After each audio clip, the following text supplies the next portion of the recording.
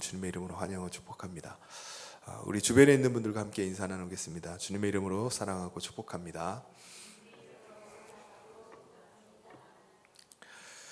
여러분, 우리가 복음을 받은 뒤에 우리가 믿게 된 사실이 있습니다. 그것은 바로 내 안에 그리스도께서 사신다는 겁니다.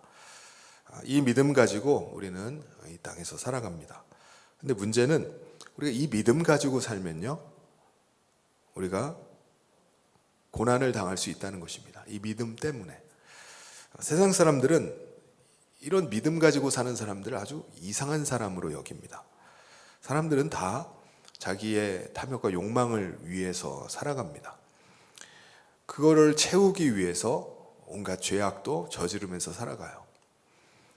그런데 복음 가운데 사는 사람들은 그런 삶을 살질 않는 겁니다. 이런 믿음을 가진 사람과 타협이 잘 안 되는 거예요. 죄도 지으면서 살아야 되는데 자기만 죄를 짓고 있는 모습을 보면서 불쾌감을 느끼게 됩니다. 그래서 세상 사람들은 믿는 사람들을 비방하고 또 핍박하기도 하고 기분 나빠하고 반감을 이렇게 갖게 됩니다. 그때 우리가 그런 고난이 우리 가운데 올 때, 사람들이 미워할 때 기억해야 될 것이 있습니다. 그것은 예수님도 이 땅 가운데 사실 때 그런 고난을 당하셨다는 것입니다. 하나님의 아들이 이 땅 가운데 오셔서 이 땅에 사시는 동안에도 사람들의 미움을 받으셨어요. 고난을 당하셨습니다. 그것도 누구에게 고난 당하셨죠? 누구보다 하나님을 잘 섬긴다고 하는 사람들, 누구보다 하나님을 가장 많이 사랑한다고 하는 사람들로부터 고난을 당하셨습니다. 그들은 예수님을 향해서 너만 거룩하냐? 너가 그렇게 잘났느냐? 너가 율법을 얼마나 잘 지키느냐? 라고 하면서 예수님을 핍박을 했습니다. 예수님은 물론 하늘의 권세와 권능을 가지고 그들을 물리칠 수 있으셨어요. 그런데 예수님께서는 육체 가운데 고난을 다 받으셨습니다. 참고 인내하셨어요. 그러다가 결국은 어떻게 되셨죠? 죽으셨습니다. 십자가에 달려 죽으셨어요. 왜 이렇게까지 하시는 거죠? 바로 우리의 구원을 이루기 위해서입니다. 우리가 그 은혜로 말미암아 우리 안에 그 주님을 모실 수 있게 된 것입니다. 그러므로 우리가 어떻게 살아야 되죠? 우리가 모시고 있는 주님도 그런 삶을 사셨기 때문에 우리도 또한 주님의 마음 가지고 그렇게 사는 겁니다. 사도 베드로는요, 그것을 가리켜서 뭐라고 말하냐면은 마음의 갑옷을 입으십시오. 이게 마음의 갑옷이라는 거예요. 그 마음이 우리를 지켜준다는 것입니다. 내 안에 계신 그리스도도 고난당하셨다. 이게 우리 마음을 지켜주는 마음의 갑옷이라는 겁니다. 주님이 인내하심으로 나의 구원을 이루셨다. 이 마음의 갑옷을 입고 무장하고 살라는 겁니다. 이 믿음이 바로 우리의 마음의 갑옷이에요. 여러분, 왜 우리가 이 세상 살면서 고난을 당하면서 삽니까? 왜 사람들에게 미움받고 핍박당하고 그럼에도 불구하고 이 믿음을 지키면서 살아가는 거죠? 왜 우리가 이렇게 고난을 자초하면서 사는 겁니까? 우리도 세상 사람들과 똑같이 살 수 있습니다. 우리만 왜 당하고 삽니까? 왜 바보같이 삽니까? 우리도 할 수 있어요.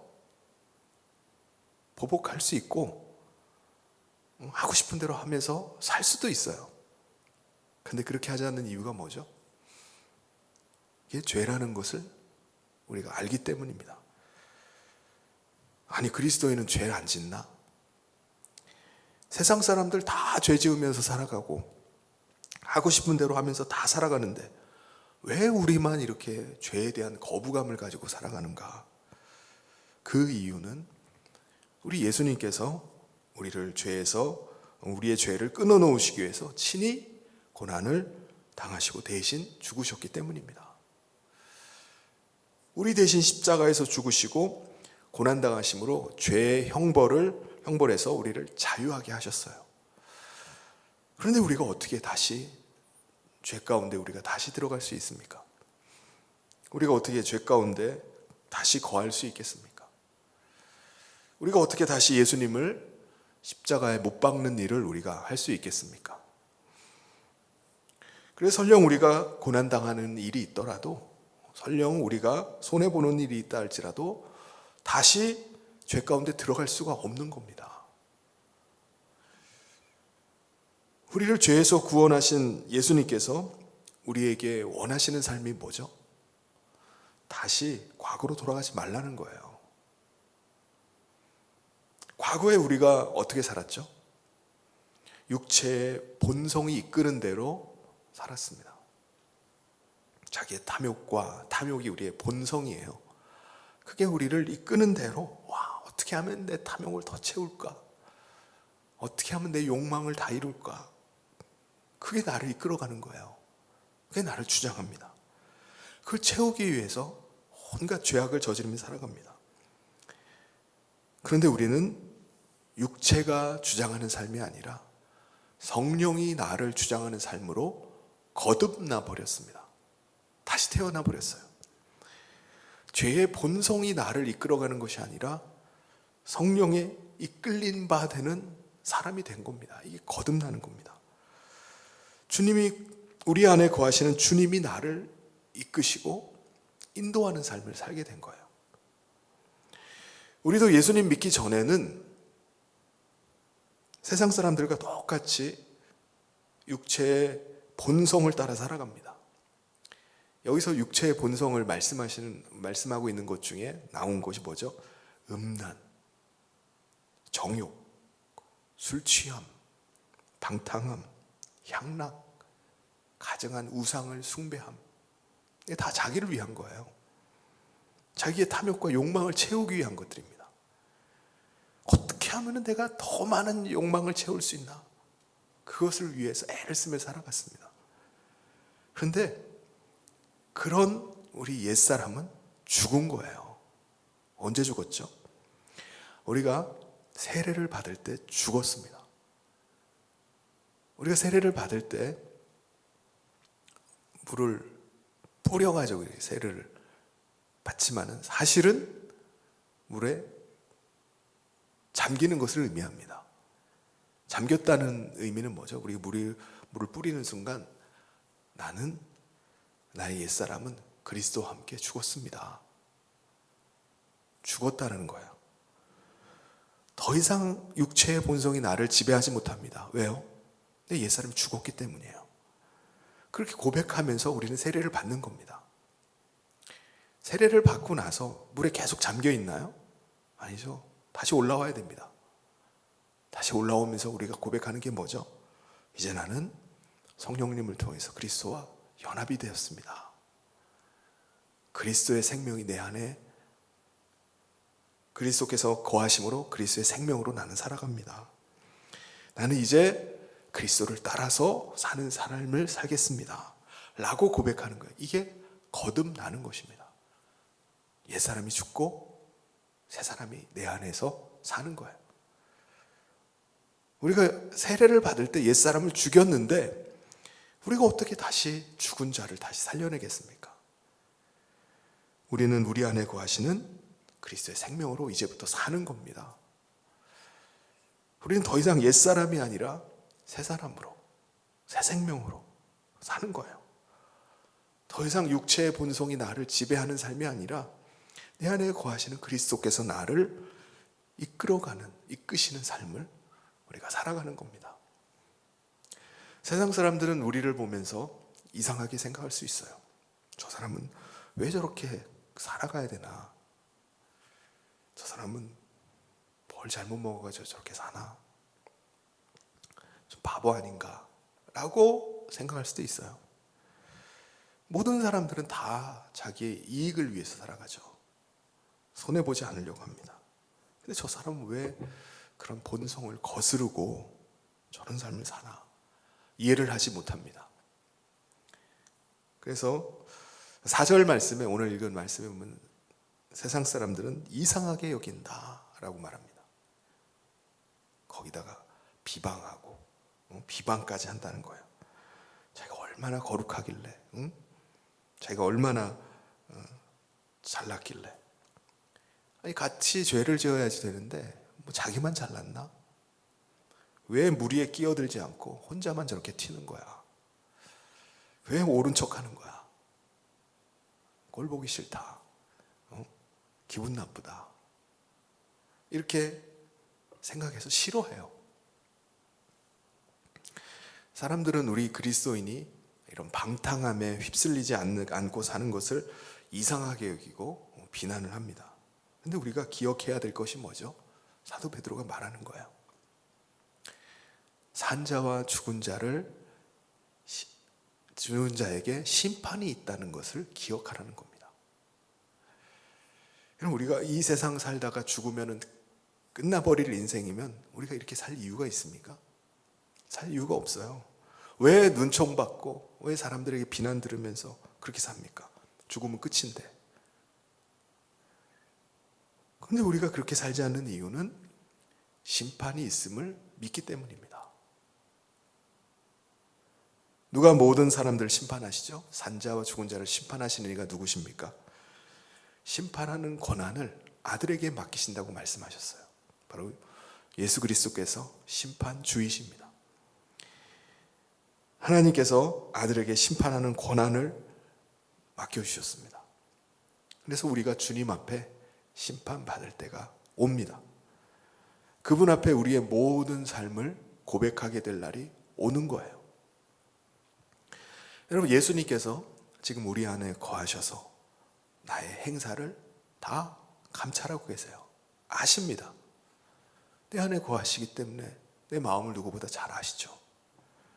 우리가 그분이 내 안에 거하시는데 우리가 어찌 거짓말을 할 수 있겠습니까?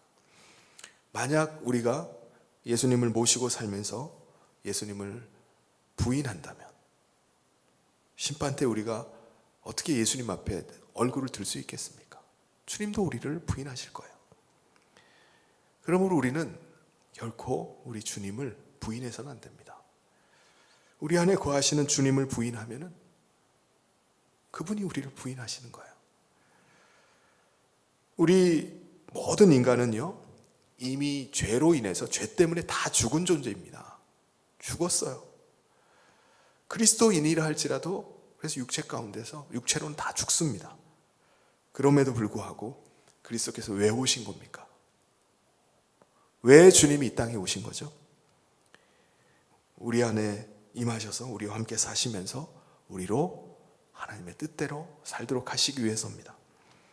그래서 우리가 이 땅에 살다가 죽을 인생이지만 우리는 이미 하나님 나라에 속해서 영생하는 생명으로 사는 겁니다. 거룩한 하나님 나라 백성으로 사는 거예요. 이 죽을 목숨인 우리에게 이 은혜를 베푸시기 위해서 하나님의 아들이 이 땅 가운데 육체로 오신 것입니다. 그 사랑 때문에, 그 놀라운 은혜 때문에 우리가 살게 되었고 하나님의 백성의 삶을 살게 된 것입니다. 사도 베드로가 우리가 그런 존재가 되었기에 우리가 이 땅에서 어떻게 살아야 되는지를 말씀하면서 몇 가지를 말씀합니다. 여러분, 만물의 마지막이 가까이 왔습니다 라고 하면서 뭘 말씀하죠? 근신하고 정신 차리고 근신하여 기도하십시오 라고 말씀합니다. 우리가 해야 될 일은 뭐죠? 깨어 기도하는 거예요. 우리가 이 땅 가운데서 주님 모시고 거룩한 하나님의 백성 우리가 살아가는 삶에서 가장 첫 번째로 중요하게 여겨야 될 것이 바로 깨어 기도하는 것입니다. 깨어 기도하는 거예요. 날마다 우리가 주님 앞에 서게 될 것을 기억하면서 믿음으로 산다면은 기도하는 것이 필요합니다. 우리가 기도하지 않고 믿음을 지킬 수가 없기 때문이에요. 내가 기도할 때마다 내 안에 그리스도께서 사심을 우리가 느끼게 됩니다. 알게 돼요. 기도하지 않고는 알 수가 없어요. 기도함을 통해서 보이지 않는 그분이 내 안에 거하시고 오늘도 살아서 역사하심을 우리가 체험하게 되는 것입니다. 그래서 여러분, 때가 가까울수록 깨어 기도하는 우리 모든 성도님 되시기를 주님의 이름으로 축원합니다. 두 번째는요, 뜨겁게 서로 사랑하는 겁니다. 우리가 주님으로부터 받은 사랑처럼, 사랑을 받은 것처럼, 여러분, 우리가 주님께서 주님의 사랑이 아니었으면 우리가 어떻게 이 소망과 이 믿음을 가지고 살겠습니까? 그러므로 우리가 해야 되는 것은 내 안에 사랑이 부어졌기에 나도 사랑하는 거예요. 사랑을 나타내는 겁니다. 그 사랑 때문에 다른 사람이 나를 해하고 또 악을 끼친다 할지라도 그 사랑 때문에 그 사람의 죄를 기꺼이 덮어주고 허물을 덮어줄 수 있어야 됩니다. 사랑받은 자가 할 수 있는 일이에요. 우리 가운데 사랑이 없었다면 우리는 그렇게 할 수 없었을 겁니다. 그래서 무엇보다 뜨겁게 서로 사랑할 수 있길 바랍니다. 세 번째는요, 대접하기를 원망 없이 하라는 거예요. 우리가 이 세상 사는 동안에 다른 사람에게 내가 해준 만큼 다른 사람이 나한테 해주면 얼마나 좋겠습니까? 기브 앤 테이크. 근데 그렇지 않을 때가 많아요. 나는 주는데 안 돌아와.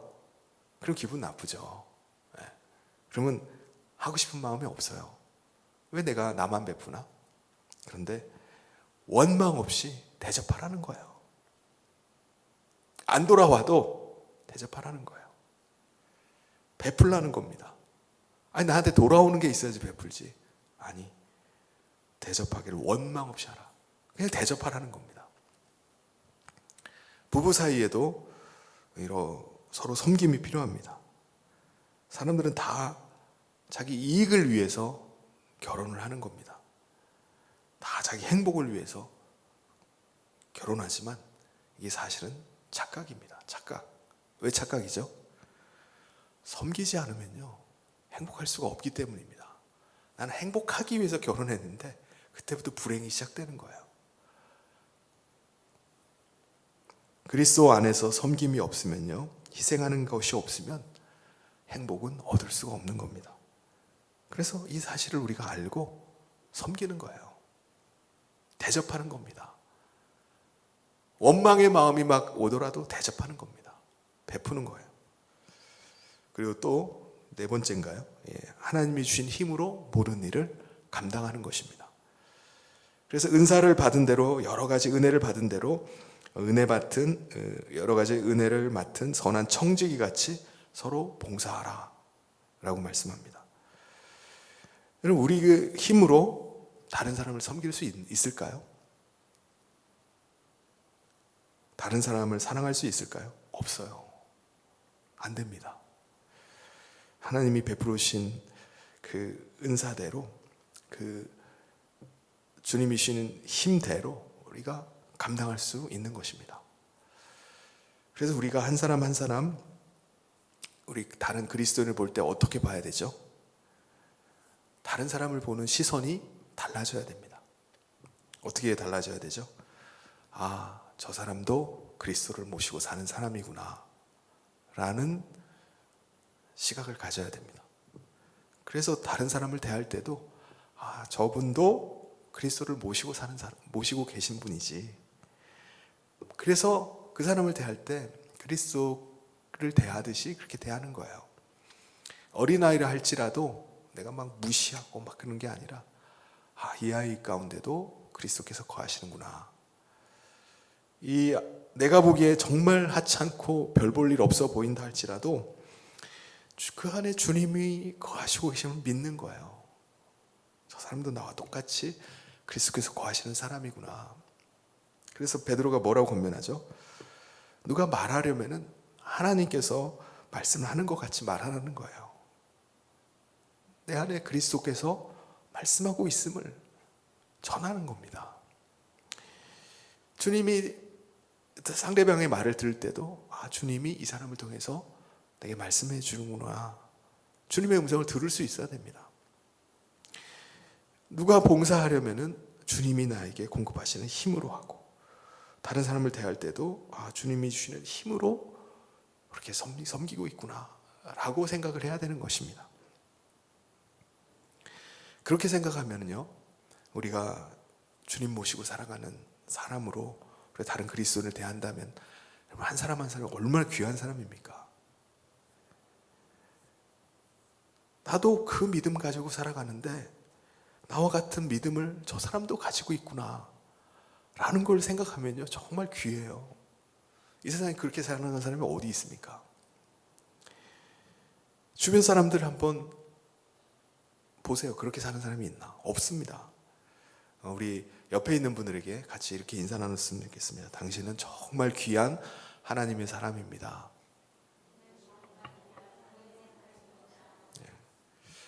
야, 나랑 어떻게 같은 믿음을 가지고 사는 사람이 있나?